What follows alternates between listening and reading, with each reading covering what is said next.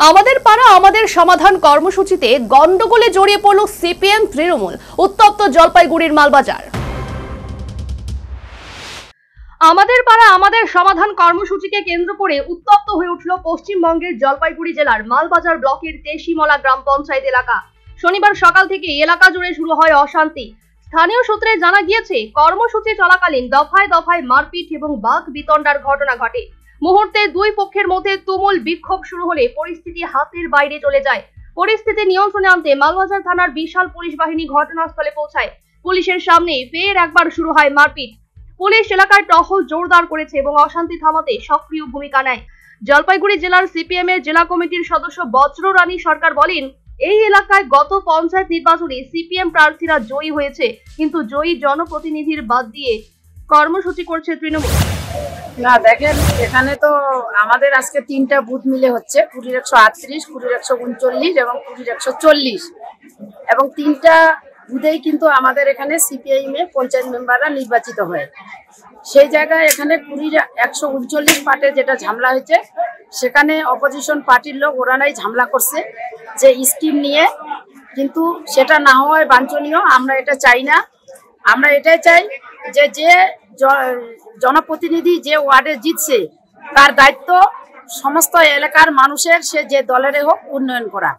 আমরা এইভাবেই স্কিমগুলো করছি, কিন্তু এখানে এই যে ঝামেলাটা হলো, এটা খুবই দুর্ভাগ্যজনক। আমরা এটা আশা করিনি যে এই ঝামেলা হবে, তো এটাই আমরা খুবই দুঃখিত। অনেকেই বলছে, যারা শাসক দল ওরা বলছে যে না, এদের মানে তিনটা ওয়ার্ডে মানে জয় প্রার্থী এবং ওরাই কিন্তু ঝামেলাটা সৃষ্টি করেছে আমাদের পাড়া আমাদের সমাধান। এই বিষয়টা নিয়ে কি বলবেন? না, এটা কখনোই হতে পারে না। যারা নির্বাচিত জনপ্রতিনিধি তারা কোনোদিনই ঝামেলা চাইতে পারে না, কেননা তারা তো একটা প্রশাসন লেভেলে আছে। তারা প্রশাসনকে সবাইকে নিয়েই কাজ করতে হয়, এটা পঞ্চায়েত মেম্বাররা সবাই জানে। এই জায়গায় এরকম কথা, সেটা ওনারা হয়তো ওদের ইচ্ছাকৃত ওরা বলতে পারে, সেই জায়গায় আমাদের কোনো মতামত নেই। যদিও সিপিএম এর অভিযোগ মানতে নারাজ বাংলার শাসক দল তৃণমূল কংগ্রেস। খাসফুল শিবিরের স্থানীয় নেতা মুক্তার হোসেনের দাবি, উন্নয়ন হচ্ছে দলমত নির্বিশেষে।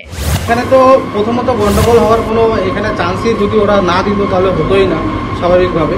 এখানে অ্যাকচুয়ালি যেটা মেইন বিষয় আর কি, এটা আমরা যেভাবে মানে লোককে বলছি আর কি, এখানে দলমত নির্বিশেষে আমাদের স্কিম তোলা হয়েছে, যেটা সাধারণভাবে আমাদের একটাই কথা ছিল সাধারণ লোককে, যে আপনারা যাদের যেটা দরকার, প্রয়োজনীয় জিনিস 8-10টা বাড়ি মিলে একসাথে দরকার আছে, 5-6টা বাড়ি আছে, যে জিনিসটা দরকার আছে আপনারা সেটাই দেবেন।